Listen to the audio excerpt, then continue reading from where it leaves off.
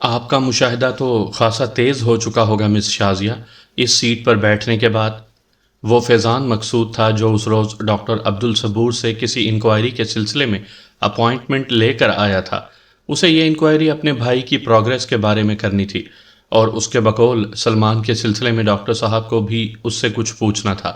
Doctor Abdul Saboor کے پاس آنے والے ان چند کلائنٹس میں سے وہ ایک تھے جو اپنی باری آنے کے انتظار کے دوران اس سے گفتگو کر لیا کرتے تھے، ورنہ ان کے اکثر کلائنٹس اکڑی گردن اور سفید کالر طبقے سے تعلق رکھتے تھے، جن کو ریسیپشنسٹ سے بات کرنا اپنی توہین محسوس ہوتا ہوگا۔ فیضان مقصود اس سے صرف رسمی سی گفتگو نہیں کرتا تھا جو موسمی صورتحال اور طبیعت پوچھنے تک محدود ہوتی تھی، وہ اس سے کئی ایسی باتیں بھی کر لیتا تھا جو عموماً اچھی بے تکلفی والے لوگ ہی آپس میں کیا کرتے ہیں۔ اس روز بھی وہ اس کے سامنے بیٹھا اس سے اسی قسم کی باتیں کر رہا تھا۔ کیا مطلب مشاہدہ تیز ہو گیا؟ شازیہ نے کچھ نہ سمجھتے ہوئے پوچھا۔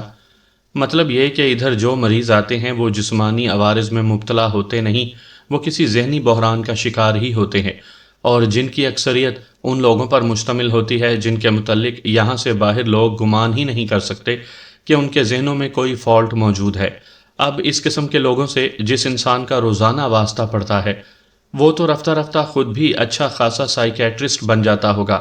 اسے یہاں سے بھی باہر کسی کا چہرہ دیکھ کر اندازہ ہو جاتا ہوگا کہ اس کی ذہنی کیفیت کیسی ہے۔ میں دراصل اپنے کام سے کام رکھتی ہوں، شازیہ نے مسکرا کر جواب دیا۔ میرا کام انتہائی ذمہ داری کا متقاضی ہے۔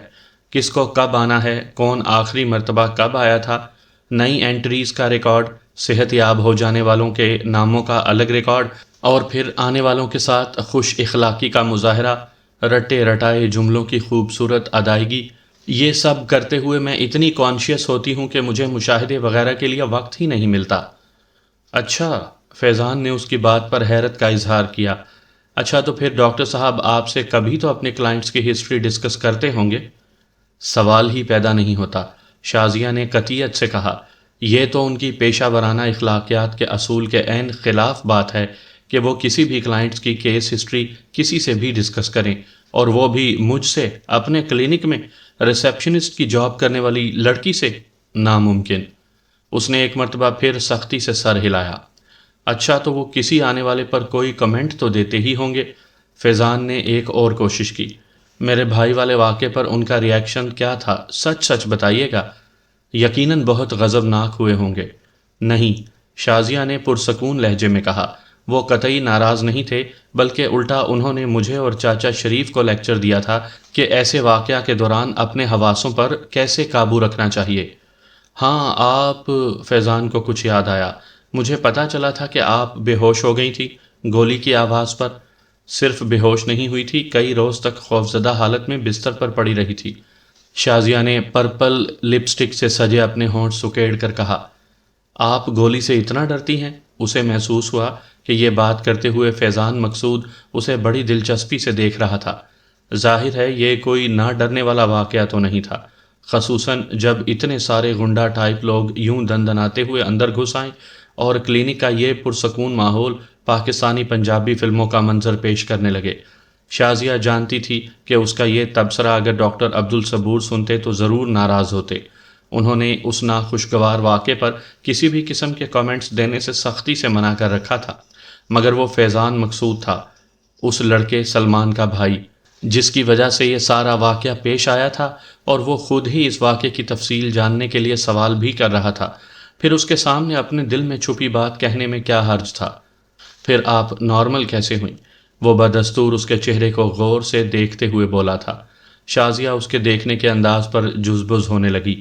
ڈاکٹر صاحب کی بدولت، ان کا یہی تو کمال ہے، وہ انسان کے ذہن سے سارے خوف، خدشات اور غلط مفروضے دھو ڈالتے ہیں، اور پھر دیکھیے انہوں نے کس کمال سے اس کمرے کا سارا ماحول ہی بدل ڈالا تاکہ مجھے یا چاچا شریف کو یہاں بیٹھنے میں آنے میں دقت نہ ہو، یا ہمیں وہ واقعہ نہ یاد آ جائے۔ اب کیا اس کمرے کو دیکھ کر لگتا ہے کہ اس میں چند غنڈہ ٹائپ لوگوں نے کارروائی کی تھی؟ اپنی اصل زندگی میں تو اس سے پہلے آپ نے غنڈہ ٹائپ لوگ نہیں دیکھے ہوں گے نا؟ شازیہ کی آنکھوں کے سامنے سجاد کا چہرہ گھوم گیا، اور کچہری میں پیش آنے والے واقعے کا منظر بھی۔ اس کا دل ایک مرتبہ پھر خوف سے پتے کی طرح لرز گیا تھا۔ کیا یاد آ گیا؟ فیضان کا لہجہ اب اسے پر اصرار سا لگا، جیسے اس نے اس کے دل کا چور پکڑ لیا ہو اور وہ اس واقعے سے واقف ہو۔ کچھ نہیں۔ شازیہ نے سر ہلایا اور ٹیبل پر دھرے ٹیشو پیپر نکال کر اپنے چہرے سے وہ پسینہ پونچھنے لگی جو شاید تھا ہی نہیں۔ اس کی اس اضطراری حرکت کو دیکھ کر فیضان مقصود بے اختیار مسکرا دیا۔ بہرحال اس نے ہاتھ میں پکڑی کی چین کو ٹیبل ٹاپ پر ہلکے سے بجاتے ہوئے کہا، اس روز جو بھی ہوا غلط ہوا۔ میں ڈاکٹر صاحب سے اس کی معذرت کر چکا ہوں، سو پلیز آپ سے معذرت کر چکا ہوں۔ شازیہ نے سر اٹھا کر اس ساری گفتگو کے دوران پہلی مرتبہ اسے دیکھا۔ خاکی پینٹ اور سرخ اور سفید چیک شرٹ میں ملبوس وہ اچھا خاصا اسمارٹ لگ رہا تھا۔ اس کا چہرہ صاف اور رنگت گندمی تھی۔ اس کے چہرے پر گھنی مونچھیں اچھی لگ رہی تھیں۔ اس کے بال سیاہ اور سلیقے سے کٹے ہوئے اور برش کیے ہوئے تھے۔ وہ چیز جسے مردانہ وجاہت کہا جاتا تھا یقیناً اس شخص میں موجود تھی۔ شازیہ نے فوراً ہی نظریں جھکا لیں اور نیچی آواز میں کہا، کوئی بات نہیں۔ اسی وقت ڈاکٹر صاحب کے پاس موجود کلائنٹ باہر نکلا۔ اب فیضان مقصود کی باری تھی۔ وہ اٹھ کر اندر چلا گیا۔ فیضان کے بعد جن صاحب کی اپائنٹمنٹ کنفرمڈ تھی وہ اب تک نہیں پہنچے تھے۔ ان کے بعد ایک خاتون کا نام درج تھا جنہوں نے حسب ضابطہ ایک دن پہلے رابطہ کر کے اپنی اپائنٹمنٹ کنفرم نہیں کروائی تھی، اور اس کے بعد تیسرا اور آخری کلائنٹ آدھے گھنٹے پہلے آ کر کنفرمیشن کے بعد 1.5-2 گھنٹے بعد دوبارہ آنے کا کہہ کر کہیں چلا گیا تھا۔ شازیہ خاموشی سے اپنی سیٹ پر بیٹھی باقی کا ٹائم ختم ہونے کا انتظار کرنے لگی، اور یوں ہی فرصت سے بیٹھے بیٹھے اسے کچھ دیر پہلے کی گفتگو اور فیضان مقصود کی نظریں یاد آنے لگیں۔ اس نے اٹھ کر خود کو سامنے کی دیوار پر لگے قد آور آئینے میں دیکھا۔ لائٹ اور ڈارک پرپل کے امتزاج کے کاٹن کے سوٹ پر انہی دونوں کلرز میں خوبصورت ایمبرائڈری اس نے خود کروائی تھی۔ انہی دونوں کلرز میں رنگا سٹائلش سادہ دوپٹہ اس کے گلے میں پڑا تھا، اور اس کا میک اپ بھی اسی شیڈ کی جھلک دے رہا تھا۔ اس نے اپنی شانوں سے ذرا نیچے تک تراشیدہ بالوں کو جھٹکا دیا۔ ڈارک براؤن شیڈ میں رنگے بالوں میں کاپر کلر میں کہیں کہیں لہریے پڑے تھے۔ وہ ماڈرن ایج کی ماڈرن لڑکی کی لک دے رہی تھی۔ اس کا جسم سمارٹ اور فگر متناسب تھا۔ اس نے light purple high heel sandal پہن رکھے تھے جن کی وجہ سے اس کا قد بھی دراز لگ رہا تھا۔ یقیناً وہ اس سجے سجائے وجود سے ہی متاثر ہو کر اسے دیکھ رہا تھا۔ ایک بار اپنے بالوں میں برش پھیر کر انہیں ٹھیک طریقے سے سیٹ کرنے کے بعد وہ واپس اپنی سیٹ پر آ کر بیٹھتے ہوئے سوچنے لگی، کیا اوقات رہ گئی ہے ہم لڑکیوں کی، سجے سجائے وجود لیے شو پیس کی طرح اس قسم کی کرسیوں پر بیٹھی رہیں گی تو لوگ تو پھر دیکھیں گے ہی، اور ہمیں اپنی روزی روٹی کی خاطر برداشت تو کرنا پڑیں گے ہر طرح کی نظریں، پرشوق نظریں، حریص نظریں، دعوت دیتی نظریں۔ اس نے تلخی سے سوچا، کوئی نظریں ایسی بھی ہوں گی کبھی جن میں ہمارے لیے احترام ہوگا اور چاہت بھی۔ اسے اپنی سوچ پر خود ہی ہنسی آ گئی، اور اس کی آنکھوں میں یقیناً آنسو بھی آئے تھے جب ہی وہ اسے بھیگی بھیگی سی لگ رہی تھیں۔ اس نے ٹیشو پیپر سے انہیں تھپ تھپا کر خشک کیا۔ سب ٹھیک ہے، پھر اس نے خود ہی فیصلہ کیا، سب کچھ ہی ٹھیک ہے۔ جس کی جیسے روزی روٹی لکھی ہوتی ہے اسے ویسے ہی ملتی ہے، اور پھر ہمارا کیا جاتا ہے، مرد کو بھی تو آنکھیں جھکائے رکھنے کا حکم ہے۔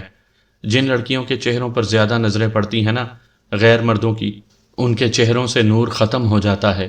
اسے ایک بھولی بسری بات یاد آ گئی جو برسوں پہلے اس کی تائی نے اسے اور اس کی سب کزنز کو پردے کی تلقین کرتے ہوئے کہی تھی، میرے چہرے پر تو اس حساب سے پھٹکار پڑنی چاہیے، اب نور تو عرصہ ہوا ختم ہو چکا ہوگا۔ اس نے ایک تلخ بات سوچی اور اپنے سامنے دھری کاغذ پر آڑی ترچھی لائنیں لگانے لگی۔ اس وقت فیضان مقصود ڈاکٹر صاحب کے آفس سے باہر نکلا۔ وہ چونک کر رہ گئی۔ ارے اتنی جلدی فارغ ہو گئے آپ؟ اس نے بے اختیار کہا۔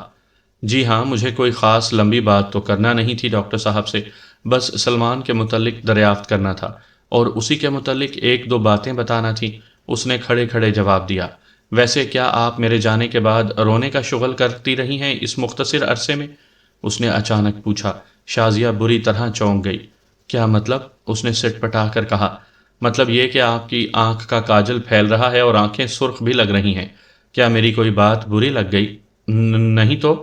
شازیہ نے غیر ارادی طور پر ہاتھ میں پکڑے ٹیشو پیپر سے اپنی آنکھیں رگڑ ڈالیں۔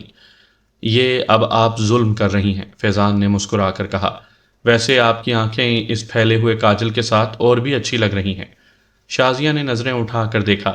یقیناً اس کی نظروں میں غصہ اور ناراضگی تھی، جب ہی وہ فوراً اچھا پھر خدا حافظ، سی یو اگین کہتا ہوا باہر نکل گیا۔ سی یو اگین کا بچہ، شازیہ نے غصے سے ہاتھ میں پکڑا بال پوائنٹ میز پر پھینکا۔ نہ جانے کہاں سے اٹھ کر آ جاتے ہیں اجڑ جاہل گنوار۔ وہ غصے میں اس لڑکے کے لیے برے برے الفاظ سوچتی گئی۔ جتنا مرضی پڑھ لکھ جائیں، رہیں گے تو وہی گاؤں کے چودھری، بدماش، دل پھینک، الو کے پٹھے۔ اس کا دل چاہ رہا تھا کہ اس کو جتنی گالیاں آتی ہیں وہ اس شخص کے لیے بک دے، مگر اتنے میں ہی ان خاتون کی آمد ہو گئی جنہوں نے اپائنٹمنٹ کنفرم نہیں کروائی تھی۔ ویلکم میم، ہم تو آپ کی طرف سے اطلاع کا انتظار کرتے رہے تھے۔ دوسرے ہی لمحے وہ اپنی پیشہ ورانہ روایتی مسکراہٹ چہرے پر سجائے انتہائی خوش اخلاقی سے ان خاتون سے مخاطب تھی۔ ایک زمانہ تھا ماپارا بیگم جب غیرت اور حمیت کا بول بالا تھا۔ اب یہی الفاظ ایسے ہیں جو سننے والے کے کان کو اجنبی محسوس ہوتے ہیں۔ حکیم اچھن خان نے پان کی نفیس گلوری منہ میں رکھتے ہوئے اپنے سامنے بیٹھی ماپارا بیگم کو مخاطب کیا۔ کل رات ہی مجھے مرحوم علی بخش خان عرف جرنیل صاحب والا واقعہ یاد آ رہا تھا، وہ جو ایک ریاست کے دربار میں استاد مرچ نامی سارنگی نواز سے مقابلہ کرنے بیٹھ گئے تھے۔ ماپارا بیگم نے مسکرا کر کہا۔ بالکل بالکل، حکیم اچھن نے اپنے گنجے سر پر ہاتھ پھیرتے ہوئے جواب دیا۔ سنا تھا کہ استاد مرچ اور جرنیل صاحب نے ایک دوسرے کو نیچا دکھانے کے لیے ایڑی چوٹی کا زور لگا دیا۔ آخرکار استاد مرچ ہار گیا اور سارنگی زمین پر پھینک کر بولا، کمبخت ہاتھ کا ساز تھا، نہ گلے کا ساتھ دے سکا، اور اسی غم میں اس نے خودکشی کر لی۔ آہا! ماپارا بیگم نے بھی یہی واقعہ یاد کرتے ہوئے کہا۔ حکیم صاحب، اب فنکاروں میں ایسی غیرت کہاں؟ یہ جو آج کل اس فن کے میدان میں مقابلے ہو رہے ہیں نا، ان کو سنا ہی ہوگا آپ نے، ایک دوسرے پر کیچڑ اچھالے جا رہے ہیں، ایک دوسرے کے پروموٹرز کے سامنے نمبر کٹوانے کی کوششیں کی جا رہی ہیں۔ کوئی کہہ رہا ہے پڑوسی ملک جا کر گا رہا ہوں، میرا فن زیادہ عمدہ ہے، دوسرا کہہ رہا ہے دشمن کی سرزمین پر جا کر گاتا ہے، وطن کا غدار ہے۔ کیا زمانہ آ گیا ہے! ایک ہمارا وقت تھا کہ ایسی نیچ زبان استعمال کرنے والوں کو تو ویسے ہی فنکاروں کی منڈی سے بے دخلی کا نوٹس مل جاتا تھا، اور ہر کوئی لان تان کرتا تھا کہ ایسی حرکت کرنے والوں کو زمین میں جگہ نہ ملتی تھی منہ چھپانے کو۔ مگر اب تو ایسے لوگوں کے چہروں پر فخر اور غرور سجا ہوتا ہے۔ مرحوم عاشق علی خان صاحب میرے استاد تھے۔ اماں مرحومہ نے باقاعدہ سفارش کروائی تھی عاشق علی خان کے ہاں کہ مجھے شاگردی میں لے لیں۔ کلکتہ کی ایک میوزک کانفرنس میں استاد احمد جان تھرکو کے ساتھ طبلے کی تال پر وہ تانے لگائیں اور گر پڑے کہ سامعین کا یہ حال ہو گیا کہ تالیاں بجاتے اور کرسیوں سے اچھلتے تھے۔ آج کل آپ نے دیکھا ہوگا کیا بازو لہرا لہرا کر سٹیج پر فنکاروں کے ساتھ چڑھ کر رقص کرتے ہوئے داد دی جاتی ہے۔ نہ وہ فنکار رہے، نہ وہ سامع، نہ وہ ڈھنگ، نہ تمیز۔ زندگی کے ہر شعبے کے اپنے اپنے اصول و ضوابط ہوتے ہیں حکیم صاحب، کام رکتے نہیں، چلتے رہتے ہیں، مگر جو کام اپنے درست لوازمات کے ساتھ پورا کیا جائے اس کا مزہ ہی کچھ اور ہوتا ہے۔ ابھی دیکھیے، حکیم اچھن نے پان کی گلوری منہ میں ڈالتے ہوئے پھر کہا، آپ ہی کہیے بیگم صاحبہ کہ اب جو شاگرد آپ کے پاس موجود ہیں ان کے پاس کیا وہ سر، رس اور تان ہے؟ کیا ان کے گانے میں وہ لوچ اور نرمی ہے جو آپ کے ہم عصروں میں ہوتا تھا؟ یہ بات نہیں ہے، ماپارا بیگم نے اپنا دوپٹہ سر پر طریقے سے جماتے ہوئے کہا۔ ہنر بھی ہے، آواز بھی، شوق بھی، رس اور لوچ بھی، مگر ان سب کو یکجا کر کے آواز میں وہ سر پیدا کرنے کے لیے جو آواز کو اور آواز والوں کو لازوال بنا دے، جو آداب اور شائستگی، متانت اور بردباری درکار ہوتی ہے، اس کا فقدان ہے۔ میرے پاس تو گنے چنے بچے آتے ہیں جن کو میں ان کا پس منظر دیکھ کر شاگردی میں لیتی ہوں، اگر تو ان کے گھرانے موسیقی شناس ہوں، جب ہی میں ان کو سکھانے پر تیار ہوتی ہوں۔ مگر یہ بھی سچ ہے حکیم صاحب کہ یہ سارے لوازمات بھی اب وہ بات پیدا کرنے میں ناکام ہوتے ہیں جس کے لیے یہ سارا ریاض کیا جاتا ہے۔ سیکھنے والے کے اندر وہ جذبہ و جوش اور لگن ہی نہیں رہی جو فنکار کو فنکار بناتی ہے، جو اسے دوسروں سے ممتاز کر دیتی ہے۔ سچا فنکار تو ڈھونڈے سے نہیں ملتا۔ براہ راست گانے کا رواج ختم ہوتا چلا جا رہا ہے۔ اب تو یہ جو میوزیکل شو منعقد کیے جاتے ہیں ان میں گانے والا صرف ہونٹ ہلاتا ہے، آواز پیچھے سے ریکارڈ کی ہوئی آتی ہے۔ ہر چیز کو مصنوعیت کا تڑکا لگ چکا ہے۔ ماپارا بیگم، وہ زمانے اور تھے جب فنکار رات رات بھر گاتے تھے اور نہ سننے والا تھکتا تھا نہ گانے والے۔ اب فنکار رات رات بھر اچھل کود کرتا ہے، گانا پیچھے سے ریکارڈ شدہ سنائی دیتا ہے، فنکار بھی کثرت کرتا ہے، سننے والے بھی۔ ایک ہجوم بد تہذیباں دیکھنے کو ملتا ہے میوزیکل شو میں۔ حکیم صاحب نے افسردہ لہجے میں کہا، اب کوئی نئی نسل کا نمائندہ سنے تو ضرور الزام دھرے کہ یہ پرانی نسلوں کے لوگ خود کو بہتر سمجھتے اور اپنے ہی راگ الاپتے ہیں۔ ماں پارا بیگم نے سروتے سے چھالیاں کترتے ہوئے کہا، مگر آپ جانیے حکیم صاحب، کیا ہم لوگوں کو سکھانے والے ہماری ایک ایک جنبش، نشست و برخاست اور آداب گفتگو پر نظر نہیں رکھتے تھے؟ کیا وہ صرف فن سکھاتے تھے؟ آداب فنکاری بھی اس تربیت میں شامل ہوتا تھا۔ آپ نے وہ بات تو سنی ہی ہوگی ماہپارا بیگم، حکیم اچھن نے فتح خان کا پیش کردہ حقہ گڑ گڑاتے ہوئے کہا، پرانے زمانے کے نواب، راجا، امراء اپنے بچوں کو تربیت حاصل کرنے کے لیے بالا خانوں کی ماہ جبینوں کے پاس بھجواتے تھے۔ وہ اس لیے کہ وہ بالا خانے تہذیب، اخلاق اور شائستگی کے منہ بولتے نمونے ہوا کرتے تھے، مگر جس دور میں تہذیب، اخلاق اور شائستگی کے معیار اور پیمانے ہی بدل جائیں، ان میں ایسی باتیں کرنا ہی فضول سی بات ہے۔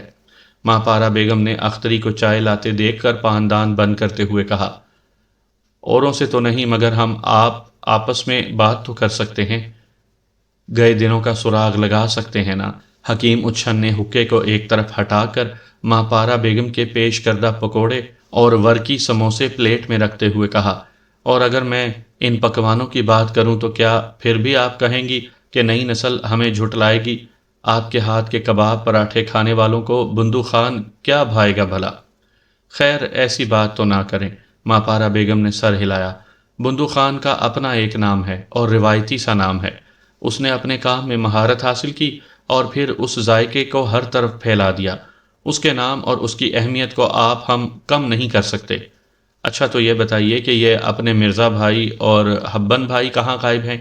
حکیم صاحب نے ورکی سموسے کی پرتوں کو توصیفی نظروں سے دیکھتے ہوئے کہا، مرزا صاحب تو اپنے بیٹے کے پاس دبئی چلے گئے پرسوں شام، اور ببن صاحب اپنی بھانجی کی شادی میں مصروف ہیں۔ خاک مرزا صاحب وقت گزاریں گے دبئی میں، ان کا دل کہاں لگے گا وہاں؟ حکیم صاحب نے منہ بناتے ہوئے کہا، وہ اس ہوٹل کا ذکر کر رہے تھے جو سمندر کی تہہ میں بنا ہے، یا پھر شاید سمندر کے بیچوں بیچ۔ کہہ گئے تھے کہ اس بار یہ عجوبہ دیکھنے کا ارادہ ہے۔ دنیا بھر کے عجوبے دیکھتے دیکھتے مرزا صاحب خود عجوبہ بن کر رہ گئے ہیں۔ یاد ہے جب پہلی مرتبہ تاج محل دیکھ کر آئے تھے تو ان کی لن ترانیاں ختم نہیں ہوتی تھیں تان کے متعلق۔ حکیم صاحب ابھی تک منہ بنا رہے تھے۔ حق ہے حکیم صاحب، حق ہے۔ مرزا صاحب کو اللہ پاک نے بڑے مواقع فراہم کیے اپنی دنیا کی صنعت کاریوں کے مشاہدے کے، اور اپنے مشاہدے کے بیان کے لیے زور گفتار بھی عطا کر رکھی ہے انہیں خدا نے۔ مکہ مکرمہ اور مدینہ منورہ جب بھی جاتے ہیں کیسے ڈھنگ سے حال بیان کرتے ہیں، در و دیوار اور گلی کوچوں کا، قسم سے آنکھ میں آنسو آ جاتے ہیں۔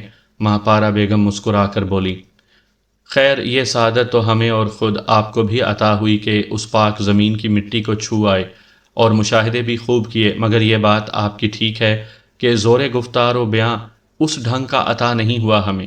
حکیم صاحب نے کہا لگا کر کہا، میرا ارادہ اس مرتبہ رمضان المبارک میں عمرہ کرنے کا ہے، دعا کیجیے گا کہ ارادے کو قبولیت کا شرف حاصل ہو جائے۔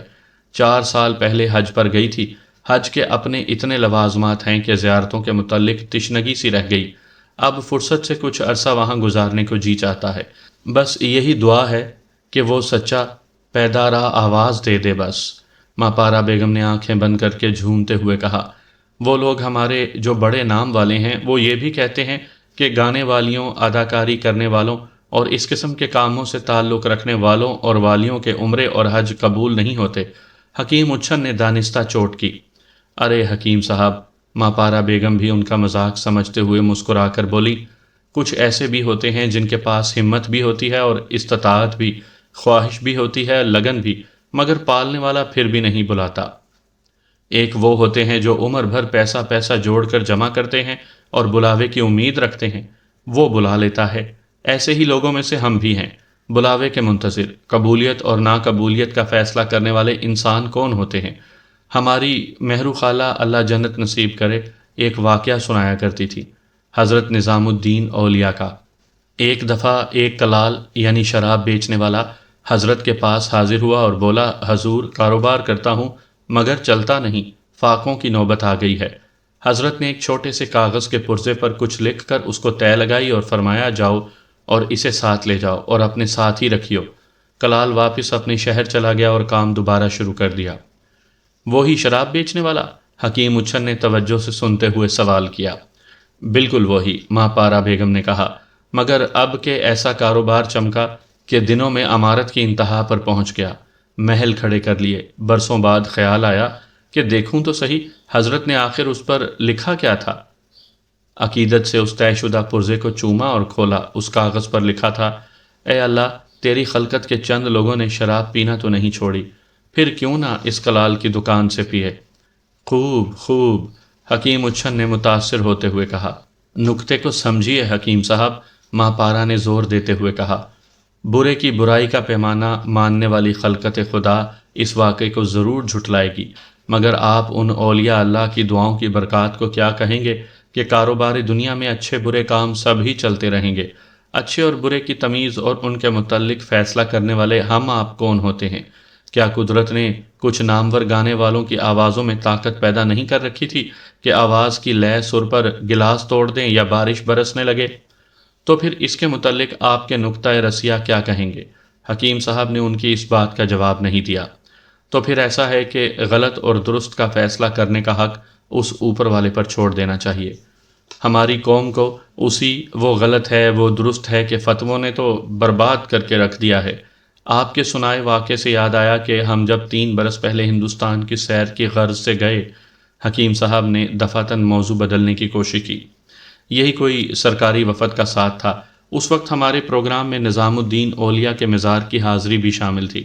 وہاں دیکھا کہ کیا ہندو، کیا مسلمان اور کیا سکھ، سب ہی حاضری دینے اور چڑھاوے چڑھانے کے لیے چلے آتے ہیں۔ اور مجاوروں کی مجاوری کا حال نہیں دیکھا آپ نے؟ ماں پارا بیگم نے ناک چڑھا کر کہا۔ ہم جب گئے تھے مشاعرے اور میوزک کانفرنس میں شرکت کرنے کے لیے تو دیکھا وہی مسلمان مجاور تھے جو نذرانہ ڈال کی صدا لگا رہے تھے، جگہ جگہ باکس لگا کر۔ یہ ہندوستان پاکستان کی تقسیم بھی بڑی عجیب تقسیم ہے۔ ماں پارا بیگم، ابا جان بتاتے تھے جس دن ہندوستان تقسیم ہوا اسی دن سے ہر چیز تقسیم ہو گئی، شاعر، فنکار، موسیقار، آرٹسٹ، سب کے سب۔ اقبال اور حفیظ جلندری ہمارے ہوئے، ٹیگور اور جسپال ان کے، منٹو اور غلام عباس ہمارے ہوئے، بیدی اور کرشن چندر ان کے۔ کمال تقسیم تھی بھائی، کمال تقسیم۔ ارے صدقے جائیے اس تقسیم کے حکیم صاحب، ماں پارا بیگم چہک کر بولی۔ یہ نہ ہوئی ہوتی تو اب آپ بھی جوتیاں سیدھی کر رہے ہوتے، اپنے ایک چھوٹے سے کمرے کے مطب میں بیٹھ کر براہمن زادوں کی، اور ہم پڑے ہوتے گمنامی کی دنیا میں 2 نمبر کے فنکار بن کے۔ ارے ایسا بھی نہیں ہے، آپ نے تاج کی فلم انڈسٹری کا حال دیکھا ہے۔ انڈیا کی سارے مسلمان، سارے خان چھائے بیٹھے ہیں انڈسٹری پر۔ حکیم صاحب نے یہ حملہ بھی دانستہ کیا تھا۔ نام کے مسلمان، نام کے خان ہیں حکیم صاحب، کہ برس ہو گئے آپ کو تقسیم کا رونا روتے۔ دل تو چاہتا ہے کہ انگلی سے پکڑ کر آپ کو وہیں چھوڑ آئیں اور دیکھیں کہ وہ کب بناتے ہیں آپ کو حکیم سعید، حکیم اجمل۔ ارے آپ تو خوب ہی برا مان گئی ماں پارا بیگم، حکیم صاحب نے کہا لگا کر کہا۔ ہم تو مذاق کر رہے تھے آپ سے، ورنہ آپ کو تو معلوم ہے کہ ہم تو پیدائشی پاکستانی ہیں، ہمارا تو دل پاکستان، جان جان پاکستان ہے۔ دل جلانے والے مذاق مت کیا کیجیے حکیم صاحب، اب ہمارا آپ کا چل چلاؤ کا وقت ہے، ایسی دل جلانے والی باتوں کا وقت نہیں ہے۔ ماں پارا بیگم نے تھکے ہوئے لہجے میں کہا۔ جو اور جیسا آپ کا حکم، ہم تو تعمیل کے عادی ہیں حضور، حکیم صاحب نے سر پر ٹوپی جما کر اٹھتے ہوئے کہا اور دروازے کے قریب جا کر اپنے جوتے پہننے لگے۔ اختری، اری او اختری، ماں پارا بیگم نے آواز لگائی، فتح خان سے کہیو حکیم صاحب کو بیرونی دروازے تک چھوڑ کر آئیں، موٹر کا دروازہ خود کھول کر بٹھائے، تاکید کرنا۔ کیا وزاداری سی وزاداری ہے، حکیم اچھن نے وسیع حویلی کے صحن سے گزرتے ہوئے کہا۔ ماں پارا بیگم ان کے ساتھ ہی باہر نکلی تھیں اور اب صحن میں بنے سنگ مرمر کے تخت پر جا بیٹھی تھی۔ داغے فراق صحبت شب کی جلی ہوئی ایک شمع رہ گئی ہے، سو وہ بھی خاموش ہے۔ حکیم صاحب کی گاڑی جب اس بڑی سڑک کے وسط پر پہنچی، ان کے کانوں میں شام کا ریاض کرتی ماں پارا بیگم کی آواز آئی۔ چند روز اپنے تازہ حلیے میں رہنے کے بعد حسن کمال دوبارہ اپنی پرانی جون میں واپس جا رہا تھا۔ یہ فاؤل ہے بھائی حسن، ابھی تو ہمارا لنچ بھی ڈیو ہے تمہاری طرف، مہرین نے اس روز اسے اسی بے ترتیب حلیے میں دیکھ کر کہا۔ یہ دل کے موسم کا معاملہ تھا مہرین خانم، جو صرف چند روز ثابت ہوا۔ حسن نے کمپیوٹر پر نظریں جماتے ہوئے کہا۔ وہ اپنے نئے آرٹیکل کے لیے مواد تلاش کر رہا تھا۔ اوفو بھائی، بہت افسوس ہوا کہ یہ موسم صرف چند روز ٹھہرا تمہارے یہاں۔ مہرین نے افسوس کا اظہار کرتے ہوئے کن آنکھوں سے کرن کی طرف دیکھا، جو ہونٹ دبائے مسکراہٹ چھپاتے ہوئے بظاہر اپنے کام میں مصروف تھی۔ ہم جیسوں کے لیے اتنے روز بھی کافی ہوتے ہیں، عمر بھر کی یاد بن جانے کو۔ حسن نے سر اٹھا کر ایک نظر مہرین اور کرن پر ڈالتے ہوئے کہا۔ وہ شرٹ اور خاکی پینٹ کہاں گئی؟ یقیناً تم نے اسے کہیں ادھر ادھر پھینک دی ہوگی، میلی کر کے، اور دوبارہ ان کی طرف دیکھو گے بھی نہیں۔ بھائی وہ بڑے قیمتی کپڑے تھے، نہیں چاہیے تو جہانگیر کو دے دو، وہ لانڈری سے دھلوا کر پہن لے گا۔ شاید اس پر بھی دل کے موسم وارد ہو جائیں، مہرین نے مذاقن کہا۔ وہ کپڑے لانڈری میں ہی گئے ہیں، اب اگر میں روزانہ ہی وہ پہن کر آنے لگا تو تم لوگ کوئی اور بات بنا لو گے۔ حسن نے کوئی فیکس ڈاؤن لوڈ کرتے ہوئے کہا۔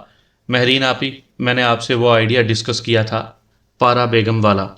کرن نے اس مذاق کو طویل ہوتے دیکھ کر مہرین کی توجہ کام کی طرف دلوائی۔ وہ چاہ رہی تھی کہ اس کا یہ آئیڈیا وہ حسن کمال سے ڈسکس کرے، خود اس کے تو وہ کان اور دماغ سب ہی کھا جاتا یہ بات سن کر۔ ماں پارا بیگم، حسن کمال کے کان کھڑے ہوئے۔ یہاں میری ٹیبل پر آ جاؤ، میں بتاتی ہوں تمہیں، مہرین نے کہا، اور اس کے آنے پر کرن کا خیال اس کے گوش گزار کرنے لگی۔ یہ پہلا خاص خیال ہے آپ کی نئی ممبر کا، حسن نے ساری بات سن کر کہا، اور یقیناً دلچسپ بھی ہے۔ میں نے ان خاتون کا نام سن رکھا ہے، نہ صرف سن رکھا ہے بلکہ میں ان سے 2-1 مرتبہ مل بھی چکا ہوں۔ اچھا؟ کرن اپنی جگہ سے اٹھ کر ادھر آتے ہوئے بولی۔ کیسی ہیں وہ؟ میں نے سنا ہے کہ بے حد منفرد شخصیت ہے ان کی۔ اس کے لہجے کا اشتیاق محسوس کر کے حسن زیر لب مسکرایا۔ ٹھیک سنا تم نے، مگر جتنی یہ منفرد ہیں اتنے ہی اونچے دماغ والی بھی ہیں۔ کم ہی کسی سے ملتی ہیں اور کم ہی سوشل سرکل میں نظر آتی ہیں۔ جب ہی تو، کرن نے بے قراری سے کہا، جب ہی تو میں چاہتی ہوں کہ ان کی شخصیت کو ہائی لائٹ کریں، ان کی نانی کی تاریخ سے آغاز کریں اور 2-4 اقساط میں ان تک پہنچے، اور پھر ان سے ملاقات کا اہتمام بھی کریں۔ یقیناً پڑھنے والے ہماری جانب متوجہ ہو جائیں گے اس کوشش سے۔ یہ تاریخ گرد کے نیچے دب چکی ہے محترمہ، اس گرد کو جھاڑنے کے لیے خاصی کوشش درکار ہوگی، یاد رہے۔ حسن نے اسے باور کروایا۔ کوئی بات نہیں، کرن نے سر ہلایا، ہم سب کوشش ہی کر رہے ہیں ان کا معیار بہتر کرنے کے لیے، محنت اور کوشش تو ضروری ہے، باقی اللہ مالک ہے۔ اس سلسلے میں ابھی تک تم نے کتنا کام کیا ہے؟ حسن نے پوچھا۔ میں نے ان کے LPO CDs ڈھونڈنے کی کوشش کی مگر ناکامی ہوئی، کرن نے اعتراف کیا۔ ماں پارا بیگم کی CDs؟ حسن کمال کو ہنسی آ گئی۔ وہ ملیں گی بھی نہیں۔ آڈیو کیسٹ شاید ریڈیو پاکستان کی لائبریری سے مل جائیں، میں کوشش کروں گا۔ یہ ہوئی نا بات، کرن نے دل میں سوچا۔ اس کو یقین تھا کہ اس معاملے میں حسن کمال کا مکمل تعاون اسے حاصل رہے گا۔ ہمارے ایک پرانے شناسہ ہیں مرزا کریم بیگ صاحب۔ حسن کمال نے ایک اور انکشاف کیا۔ تمہیں اللہ بخش سلطان صاحب یاد ہیں؟ پھر اس نے مہرین سے پوچھا۔ وہ جو ہمارے ڈپارٹمنٹ میں میرے میر صاحب سے ملنے کے لیے اکثر آیا کرتے تھے۔ ہاں خوب یاد ہیں، مہرین نے کہا۔ یہ مرزا کریم بیگ صاحب اللہ بخش صاحب کے توسط سے ہی میرے شناسہ بنے تھے۔ انہی کے ہمراہ میں نے ایک دو نجی محافل موسیقی میں ماں پارا بیگم کو گاتے سنا ہے۔ کیسی آواز ہے ان کی؟ کرن کی بے چینی دیدنی تھی۔ اگر میں الفاظ میں بیان کروں تو مبالغہ سمجھا جائے گا، بہرحال یہ سمجھ لو کہ مبالغے کی حد تک خوبصورت آواز ہے ان کی، اور شخصیت کا گریز تو بیان نہیں کیا جا سکتا۔ کمال ہے حسن، کمال، مہرین نے دلچسپی سے اس کی بات کو سنتے ہوئے کہا۔ اگر تم ان کو اتنی اچھی طرح جانتے ہو تو پھر تمہیں یہ خیال کیوں نہیں آیا کہ اس موضوع پر لکھا جا سکتا ہے؟ یہ تم ٹھیک کہہ رہی ہو، واقعی مجھے خیال نہیں رہا، اور اس کی خاص وجہ یہ ہے کہ موسیقی کی دنیا میں کوئی خاص تعلق محسوس نہیں کرتا ہوں، حسن نے اعتراف کیا، لیکن اپنے میگزین کے نقطۂ نظر سے میں سمجھتا ہوں کہ یہ ایک اچھوتا آئیڈیا ہے، اور کرن فاطمہ اس کے لیے داد کی مستحق ہے۔ چلیں، کرن نے ہاتھوں کے پیالے میں چہرہ ٹکائے ٹکائے پلکیں تیزی سے جھپکاتے ہوئے کہا، کسی بہانے ہی صحیح آپ کے منہ سے میرے لیے داد کے الفاظ تو نکلے۔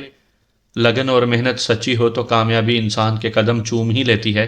حسن نے جان بوجھ کر ایک چبھنے والی بات کی۔ کس قسم کی کامیابی؟ کرن نے چونک کر کہا۔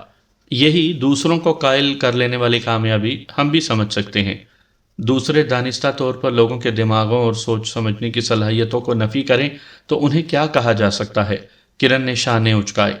ویسے حسن، سچ سچ بتا ہی دو کہ اس روز والا گیٹ اپ کس کی نظر کرم کا کرشمہ تھا؟ مہرین دوبارہ پہلے والے موضوع پر آ گئی۔ وہ معجزہ تھا، حسن کمال نے اطمینان سے کہا۔ کیا مطلب معجزہ تھا؟ مہرین نے حیران ہوتے ہوئے کہا۔ حسن اس روز اپنے کمرے میں رکھے جانے والے تحائف اور پھولوں کا مختصر احوال بیان کرنے لگا۔ امیزنگ، مہرین نے اس کی بات سن کر کہا۔ اور تم اتنے بدھو بے وقوف ہو کہ تم نے پتہ کرنے کی کوشش ہی نہیں کی کہ کون پراسرار خاتون تھی جو یہ سب وہاں رکھ گئی اور کسی کو علم ہی نہ ہوا؟ آپ کتنے وثوق سے کہہ رہی ہیں کہ وہ کوئی خاتون ہی ہوگی؟ کرن نے بے ساختہ کہا۔ ان کا کوئی دوست بھی تو مذاق کر سکتا ہے۔